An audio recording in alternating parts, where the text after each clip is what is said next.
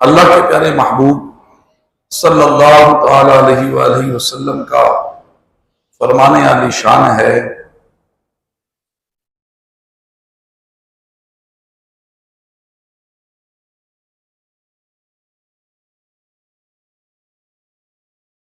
روز جمعہ اور شب جمعہ جو مجھ پر درود پاک پڑھے گا میں اس کی شفاعت کروں گا۔ صلو علی الحبیب صلی اللہ تعالی علی محمد وعلی آلہ واصحابہ وبارک وسلم۔ صلاۃ و سلام علیک یا سیدی یا رسول۔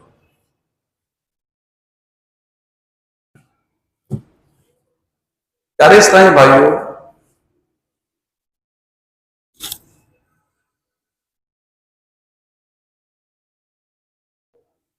یہ مہینہ ماہ رجب المرجب کا ہے۔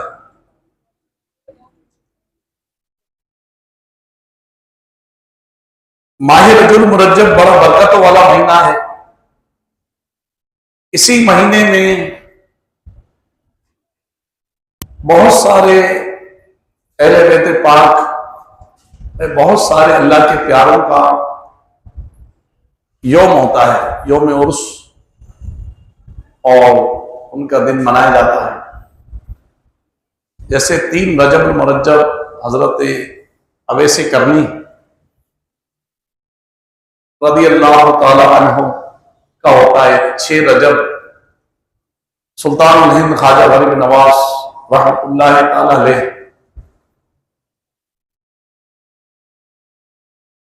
اور 15 رجب امام جعفر صادق، 22 رجب سیدنا امیر معاویہ،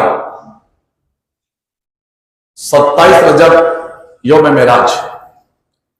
تو یہ دن ہوتے ہیں۔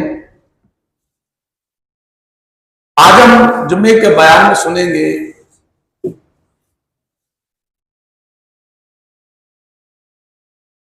سیدنا کی شان، مقام مرتبہ امام جعفر صادق انشاءاللہ۔ نبی پاک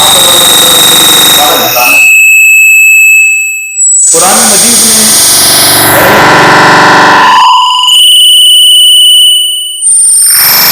شان بیان کی ہے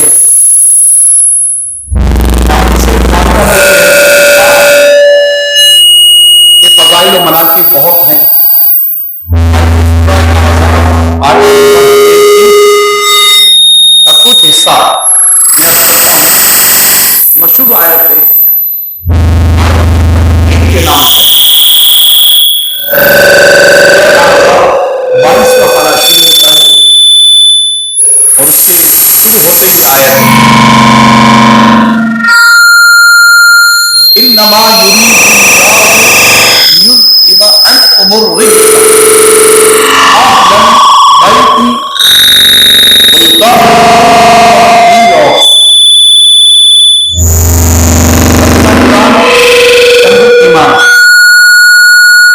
اہل البیت تم سے ہر ناپاکی دور فرما دے اور تمہیں پاک کر کے خوب ستھرا کر دے۔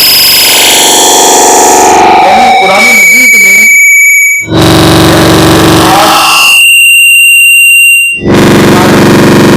بڑی پیاری بات ارشاد ان کی شان بیان ہوئی، ان کا مقام بیان ہوا۔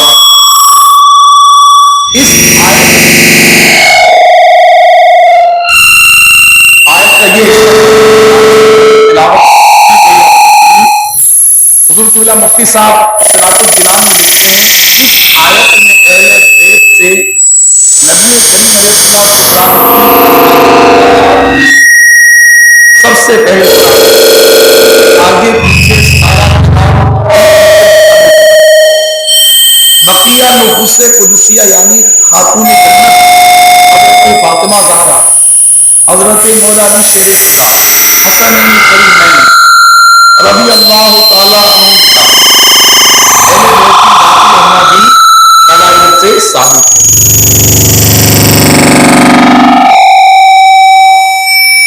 مفسر قرآن فضل ابراہیم سیدنا مفتی محمد نعیم الدین مراد آبادی اپنی کتاب شوان کربلا میں یہ آیت مبارکہ ذکر کر اہل بیت رضی اللہ عنہ کے مصداق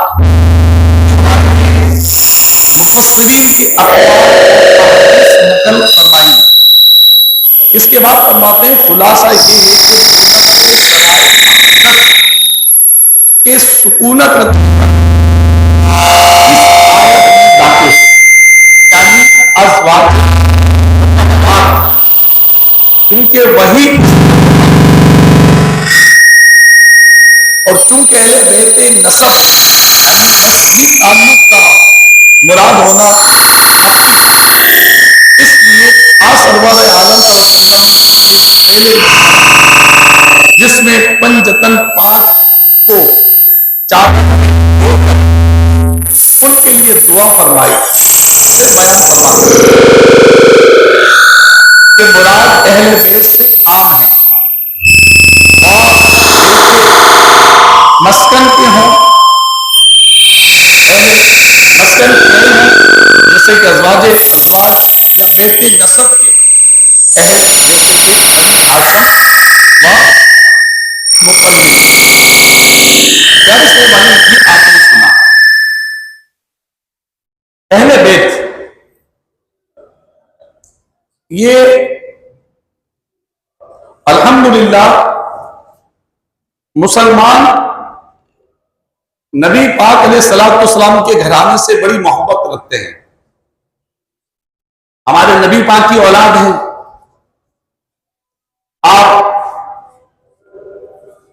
بڑے مقام و مرتبہ والے ہیں اہل بیت اطہار، احادیث مبارکہ میں کئی فضائل ان کے بیان ہوئے۔ آج جو ہم کچھ عرض کریں گے وہ حضرت سیدنا امام جعفر صادق رضی اللہ تعالی عنہ 15 رجب ان کا یوم وصال ہے، یوم عرس ہوتا ہے، اور الحمدللہ اہل سنت و جماعت کا یہ معمول ہے کہ اللہ کے نیک بندوں کا ذکر ہوتا ہے اور ہم کرتے ہیں، اور ہماری جامع مسجد فیضانہ غوثیہ جو اولیاء کرام صحابہ کرام کے فیضان سے سرشار ہے، یہاں ان حضرات کا ذکر خیر باقاعدہ بڑے اہتمام سے ہوتا ہے۔ الحمدللہ یہ ہم خوش نصیبوں کو حاصل ہے، تو انشاءاللہ تعالیٰ ان کی سیرت بیان ہوگی، ان کے مناقب بیان ہوں گے۔ حدیث پاک میں ہے کہ جہاں صالحین کا ذکر ہوتا ہے، فرمایا کہ انبیاء کا ذکر کرنا عبادت ہے، صالحین کا ذکر کرنا یہ کفارہ ہے۔ اور ایک اور روایت میں ہے کہ جہاں صالحین کا ذکر ہوتا ہے وہاں رحمتوں کا نزول ہوتا ہے۔ ہم قرآن مجید کی آیت سورہ فاتحہ ہر رکعت میں پڑھتے ہیں، اور یہ واجب بھی ہے۔ نماز کی ہر رکعت میں سورہ فاتحہ کا ایک ایک حرف واجب ہے، نماز کی ہر رکعت میں، چاہے نفل ہو، چاہے وہ فرض ہو، چاہے واجب ہو، چاہے سنت ہو، چاہے غیر سنت مطلب غیر موقعہ ہو۔ ہاں فرض نماز کی تیسری اور چوتھی رکعت میں واجب نہیں ہے، پڑھ لیں تو اچھا ہے، اس میں واجب نہیں، باقی ہر رکعت میں سورہ فاتحہ واجب ہے۔ اسی سورہ فاتحہ کی ہم جب آگے تلاوت کرتے ہیں، جب یہاں پہنچتے ہیں، ہر ایک چاہے وہ اللہ کے ولیوں سے پیار کرے نہ کرے، اللہ کے چاہنے والوں کو عقیدت سے سلام کرے نہ کرے، لیکن پڑھتا وہ بھی ہے۔ وہ کیا ہے؟ اہدنا الصراط المستقیم صراط الذین انعمت علیہم، یہاں یہ دعائیہ الفاظ ہیں، اے اللہ ہمیں سیدھے راستے پر چلا، اہدنا الصراط المستقیم، مستقیم کہتے ہیں سیدھا، صراط کہتے ہیں راستہ، تو تو اے اللہ ہمیں سیدھے راستے پر چلا. سیدھا راستہ کون سا؟ آگے فرما انعمت علیہم، مولا ان کا راستہ جن پر تو نے انعام فرمایا. یہ دعا ہے، سورہ فاتحہ قرآنی ہے، پہلی سورت ہے قرآن مجید کی. سبحان اللہ، اس کا نام ہی فاتحہ. اور اہل سنت و جماعت بڑی عقیدت سے فاتحہ کا اہتمام کرتے ہیں. جو کہتے ہیں فاتحہ ناجائز ہے، نیاز ناجائز ہے، آ جاؤ پھر. کیا سورہ فاتحہ کو قرآن مجید سے نکالنے کی ضرورت ہے تمہارے اندر؟ نہیں، کسی میں بھی نہیں. اس کا نام ہی فاتحہ ہے. اور ہم بھی کیا کہتے ہیں؟ فاتحہ ہے. میرے ابو کی فاتحہ ہے، میری امی کی فاتحہ. مراد یہ کہ دعا ہوگی، فاتحہ ہوگی، اور ہماری فاتحہ میں الحمدللہ جب کرتے ہیں چاروں کل پڑھے جاتے ہیں، سورہ فاتحہ پڑھی جاتی ہے، سورہ بقرہ کی کچھ آیتیں پڑھی جاتی ہیں، پھر فاتحہ دعا ہوتی ہے. یہ مجھے آخری میں عرض کرنا تھا، لیکن لگو ہاتھ کو میں نے آپ کو یہ عرض کر دیا. تو ہم یہ دعا کرتے ہیں، اہدنا الصراط المستقیم صراط الذین انعمت علیہم. اے اللہ ہمیں سیدھے راستے پر چلا، ان لوگوں کے راستے پر جن پر تو نے انعام فرمایا. تو ہم الحمدللہ یہاں ان کا ذکر خیر کرتے ہیں. یاد رکھیے، ان قوموں کا شمار، ان اقوام قوموں کا شمار زندہ قوموں میں ہوتا ہے جو اپنے اکابرین کے نقش قدم پہ چلتے ہیں، ان کی سیرت کو مشعل راہ بناتے ہیں. ان قوموں کو شمار زندہ قوموں میں ہوتا ہے. اور جو اپنی اکابرین کو بھول جاتے ہیں تو دنیا انہیں بھول جاتی ہے. الحمدللہ اہل سنت و جماعت، حنفی، شافعی، مالکی، حنبلی، یہ الحمدللہ اپنی اکابرین کے نقشے قدم پر ہیں، صحابہ کرام کے طور طریقوں پر ہیں، اہل بیت پاک کے طور طریقوں پر ہیں، اولیاء اللہ کے ولیوں کے طور طریقوں پر ہیں. اور معاشرے میں جن لوگوں نے ان کے راستے کو بھلا دیا ہے، پسے پوش ڈال دیا ہے، آج ان کی کوئی زندگی کا انداز نہیں ہے. کبھی گستاخیاں کرتے ہیں، کبھی بے ادبیاں کرتے ہیں، کبھی کہتے ہیں کہ غوث کچھ نہیں، داتا کچھ نہیں، خواجہ کچھ نہیں، پھر وہ ایسی باتیں کرتے ہیں. لیکن الحمدللہ جو اپنے اکابرین، صحابہ کرام، اہل بیت پاک، اولیاء کاملین کے راستے پر ہیں، وہ الحمدللہ ان مقتدر ہستیوں کو بڑے عزت سے پکارتے ہیں، بڑے عزت سے نام لیتے ہیں. جیسے ہم آج ذکر خیر کر رہے ہیں، امام جعفر صادق کے کون ہیں؟ ارے یہ حضرت مولا علی شیر خدا کی اولاد میں سے ہیں. حضرت امام جعفر صادق یہ بیٹے ہیں حضرت امام باقر، سیدنا امام باقر رضی اللہ تعالیٰ عنہ کے. امام باقر جو ہیں وہ بیٹے حضرت امام زین العابدین کے، حضرت زین العابدین بیٹے امام حسین رضی اللہ عنہ کے، اور امام حسین بیٹے ہیں حضرت مولا علی شیر خدا کے، خاتون جنت بی بی فاطمہ کے بیٹے ہیں. تو امام حسین کے پر پوتے ہوئے امام جعفر صادق، اور کس قدر آپ متقی پرہیزگار، سبحان اللہ، آپ کی شان، آپ کا مرتبہ.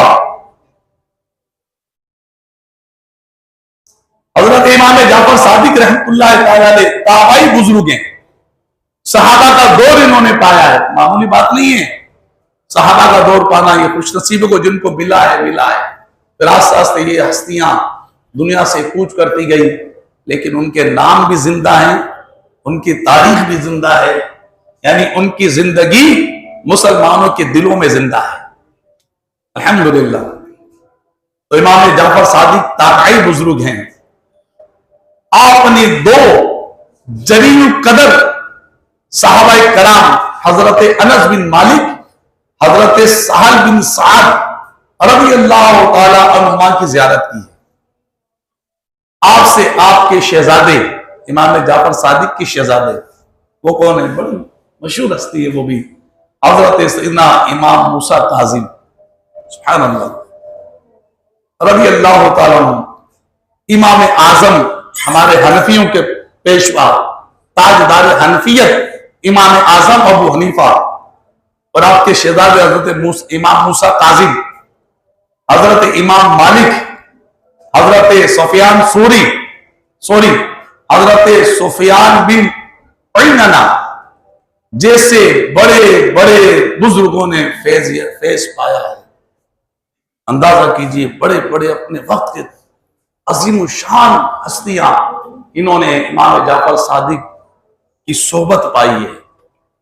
اچھا، امام اعظم بھی تابعی بزرگ ہیں، تو امام موسیٰ کاظم، امام اعظم، یہ بڑے ہستیاں ہیں۔ یہ بغداد معلیٰ میں ان کے مزارات مقدسہ ہیں۔ الحمدللہ مجھ گناہگار کو ان کے مزار فیض الانوار پہ حاضری کی سعادت ملی ہے۔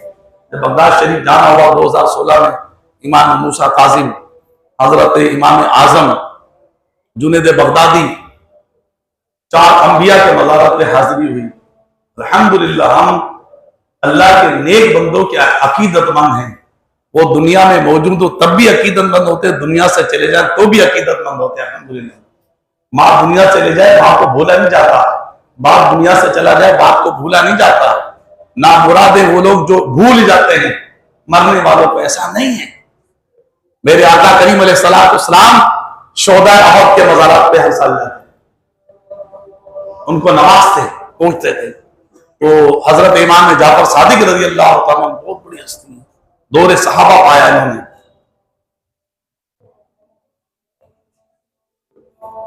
حضرت امام جعفر صادق رضی اللہ تعالیٰ مستجاب الدعوات تھے۔ مستجاب الدعوات کسے کہتے ہیں؟ جس کی کوئی دعا رد نہیں ہو، ہر دعا قبول ہو جاتی ہے، جو مانگے اس کو قبول ہو جاتا ہے۔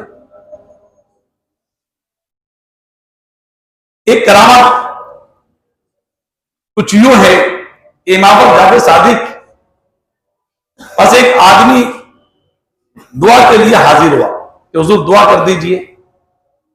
اہل بیت کے روشن ستارے ہیں، جیسے ہم کسی نیک پرہیزگار کے پاس جائیں تو پہلا سوال ارادت مندوں کا یہ تو حضور میرے لیے دعا کر دیں۔ اور اچھی بات ہے یہ دعا کرانا، چاہے ہم تہجد گزاریں، چاہے حافظ قرآن ہیں، چاہے عالم دین ہیں، چاہے ہم نے حج کیا ہے، عمرہ کیا ہے، لیکن دعا کی تو حاجت ہے نا، تو اپنے بڑوں کو بزرگوں کو بولنا چاہیے۔ ایسے امام جعفر صادق کے پاس ایک شخص حاضر ہوا اور عرض کی حضور والا میرے لیے دعا کر دیجیے، اللہ مجھے اتنا مال دے کہ میں زندگی میں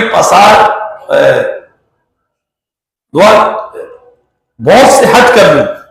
آپ دعا کریں اللہ مجھے اتنا مال دے کہ میں زندگی میں بہت سارے حج کر لوں۔ دعا بھی اچھی کرائیے کہ مکہ مدینہ دیکھ لوں، میں حج کر لوں، مینا دیکھ لوں، مزدلفہ دیکھ لوں، عرفات دیکھ لوں، حج ادا کر لوں میں۔ یہ تو امام جعفر صادق رضی اللہ تعالیٰ ہاتھ اٹھائے اور دعا کی، یا اللہ اسے بکثرت مال عطا فرما کہ یہ اپنی زندگی میں 50 حج کرے۔ اس نے عرض کی تھی کہ حضور میں کچھ حج کر لوں بس۔ تو امام جعفر صادق رضی اللہ تعالیٰ نے دعا کی، مولا اسے اتنا مال عطا فرما بکثرت کہ یہ اپنی زندگی میں 50 حج کرے۔ 50 حج، حج سال میں ایک دفعہ ہوتا ہے، عمرہ سال میں کئی دفعہ ہو سکتا ہے۔ دعا کر دیا آپ نے، اس کا اثر ظاہر ہو گیا۔ چنانچہ لکھا کتابوں میں کہ اللہ تعالیٰ نے اتنا مال عطا کیا کہ اس نے 50 حج کی۔ پھر 51 حج کے لیے جب وہ گیا تو مقام جحفہ پر پہنچا، غسل کے لیے نہر میں گیا تو پانی کی تیز موجیں اسے بہا کے لے گئی اور وہ اسی میں ڈوب کر جام شہادت نوش ہو گیا۔ آپ کہیں گے ڈوبنے والا شہید؟ بالکل۔ شہادت کی کئی قسمیں ہیں، اور میں جو پیٹ کے درد میں مرے وہ بھی شہید ہوتا ہے، جو دیوار سے دب کے مر جائے وہ بھی شہید ہوتا ہے، جو پانی میں ڈوب کے مرے وہ بھی شہید۔ خودکشی علیحدہ ہے، خودکشی کی بات نہیں ہوگی، یہ ناگہانی جسے کہتے ہیں۔ تو جو ڈوب کے مرے وہ بھی شہید ہوتا ہے۔ تو وہ شخص جس کو اللہ پاک نے یہ شرف دیا کہ اس نے 50 حج کیے، اور یہ 50 حج جو ہیں یہ امام جعفر صادق رضی اللہ تعالیٰ عنہ کہ دعا کے سبب اللہ تعالیٰ نے اس کو شرف دیا کہ 50 حج کی. بات چل رہی تھی کہ آپ مستجاب الدعوات تھے. بہت سے ایسے صحابہ ہیں، اولیاء بھی بہت سے ایسے جو دعا کرتے قبول ہو جاتی. مستجاب، قبولیت، جو مانگا قبول ہو گیا. حضرت امام جعفر صادق رضی اللہ تعالیٰ عنہ کا لقب صادق تھا. صادق کے معنی ہیں ہمیشہ سچ بولنے والا. اور آپ سچ بولتے، کبھی بھی آپ جھوٹ نہیں بولتے. جب سے آپ کا لقب صادق پڑ گیا، کیا شان امام جعفر صادق کی، آپ ہمیشہ سچ بولا کرتے تھے. کاش ہمیں بھی یہ شرف نصیب ہو جائے کہ ہم سچ کی طرف آ جائیں. بہت جھوٹ عام ہو گیا، بہت عام ہو گیا. بات بات پر، یعنی اب جھوٹ بولنے کو کوئی عیب نہیں سمجھا جا رہا، برائی نہیں جانی جا رہی. اس قدر جھوٹ عام ہو گیا ہے. ماں باپ بچوں کو سکھاتے ہیں جھوٹ بولنا. بچوں کے سامنے ماں باپ جھوٹ بولتے ہیں، تنبیہ نہیں کی جاتی کہ یہ کیا کر رہے ہیں، جھوٹ ہے، غلط ہے. اتنا عام ہو گیا ہے.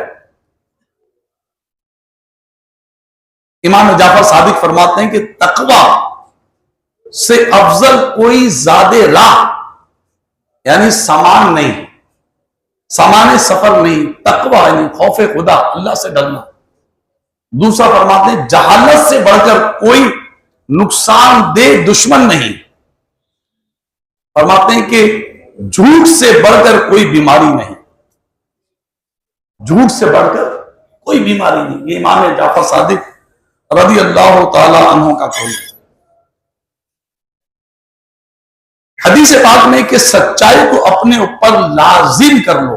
حدیث شریف ہے کہ سچائی کو، یعنی سچ بولنے کو اپنے اوپر لازم کر لو، کیونکہ سچائی نیکی کا راستہ دکھاتی ہے، نیکی کی طرف لے جاتی ہے، اور نیکی جنت کا راستہ دکھاتی ہے. آدمی بولتا رہتا ہے اور سچ بولنے کی کوشش کرتا رہتا ہے، یہاں تک کہ اللہ پاک کے نزدیک اس یعنی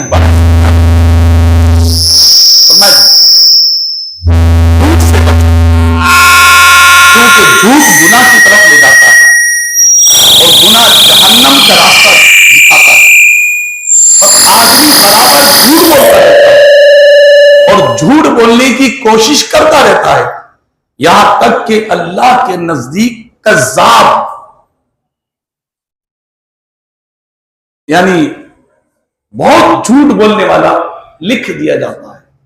علمان والحافظ.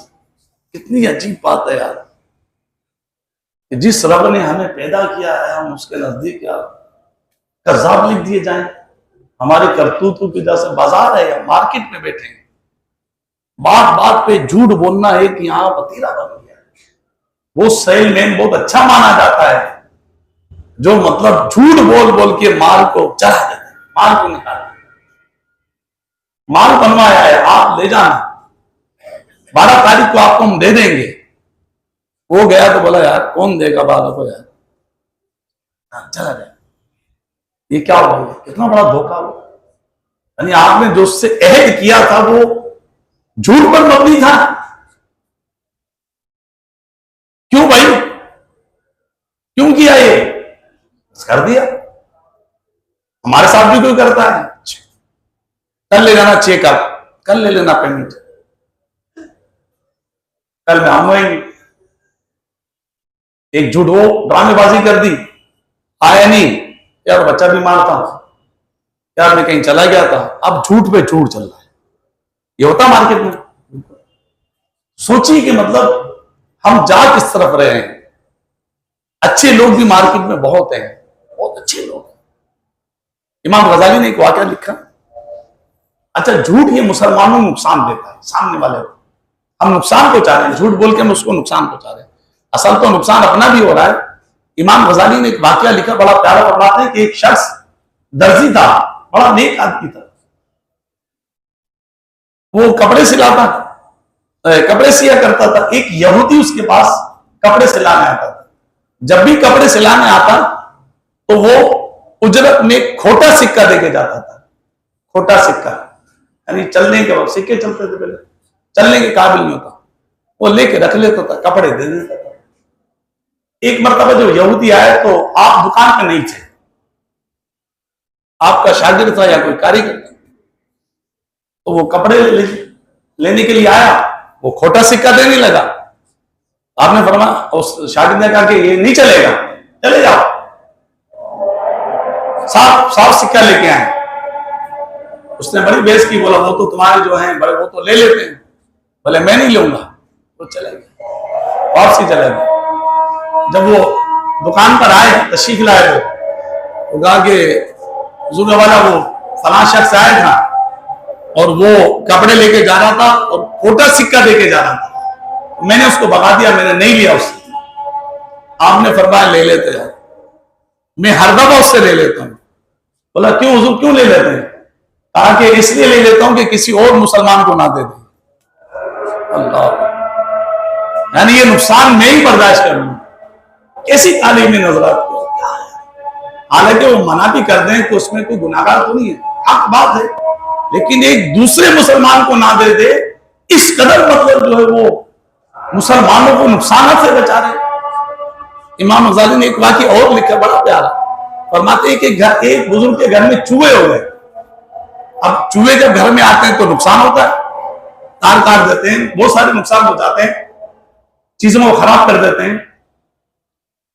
تو کسی سے کہا کہ چوہے بہت ہو گئے, تو ایک شخص نے کہا کہ حضور آپ گھر میں بلی پال لیں, تو بلی کے خوف سے چوہے بھاگ جائیں گے. خیر اس وقت کے چوہوں میں جو بلی سے ڈرتے ہوں گے, آج کل تو بلی ڈر جاتی ہوگی چوہوں سے, سیدھی بات ہے. تو انہوں نے ہاں آپ نے صحیح بولا. لیکن جب بلی پالنے کا انہوں نے ارادہ کیا تو ایک دم ان کو ذہن میں آیا کہ اگر میں بلی پال لیتا ہوں اور گھر میں رکھ لیتا ہوں تو چوہے گھر سے بھاگیں گے, کہاں جائیں گے؟ پڑوسی کے گھر میں جائیں گے. اللہ, میں کیسا مسلمان ہوں کہ جو اپنی تکلیف کو دور کر کے اپنے پڑوسی کو تکلیف دے دوں. آپ نے خود ہی نقصان برداشت کیا, بلی نہیں. یہ ہے انداز زندگی. مسلمانوں کا یہ طریقہ کار ہوا کرتا تھا. آج کل تو ماں کے ساتھ, والد کے ساتھ, سگے خون کے ساتھ کس قدر ان کو ذلیل, ان کو بدنام, مسلمانوں کو یوں سمجھے کہ الزام تراشیاں کی جاتی ہیں. تو یہ ہمارے اسلام کی تعلیمات نہیں ہیں. امام جعفر صادق سچ بولتے تھے ہمیشہ, اور سچ بولنے کی وجہ سے آپ کا نام جو ہے وہ لقب صادق پڑ گیا. سچ بولنے والے پر کیا شان ہے. ایسے بھی معاشرے میں لوگ ہیں, ان سے آپ کو بھی ملے ہوں گے, مجھے بھی ملے. یار فلانا شخص جو بات کرتا ہے پوری کرتا ہے. فلاں دکاندار ایسا ہے جو مال بولو وہ دیتا ہے, جب پیسے دو تب دیتا ہے, جب بولو بڑا مطلب اچھا دکاندار ہے. آپ کے سامنے ہوتا ہے, میرے سامنے بھی ہوتا ہے. فلانا رشتہ دار بہت اچھا ہمارا ہے, فلانا رشتہ دار تو اچھے لوگ ہیں. جبھی ہم جیسے نکمے گناہگاروں کا حال ہم بچے ہوئے بڑے بڑے نقصانات سے, ورنہ ہمارا کردار تو خراب ہو ہی رہا ہے. آئیے کچھ میں امام جعفر صادق کی اخلاقیات درج کروں. 15 رجب ان کا یوم عرس ہے. اہل بیت کے آپ عظیم بزرگ ہیں. آپ امام باقر کے شہزادے ہیں. امام باقر حضرت امام زین العابدین کے شہزادے ہیں. امام زین العابدین امام حسین کے شہزادے ہیں, اور امام حسین حضرت مولا علی شیر خدا کے شہزادے.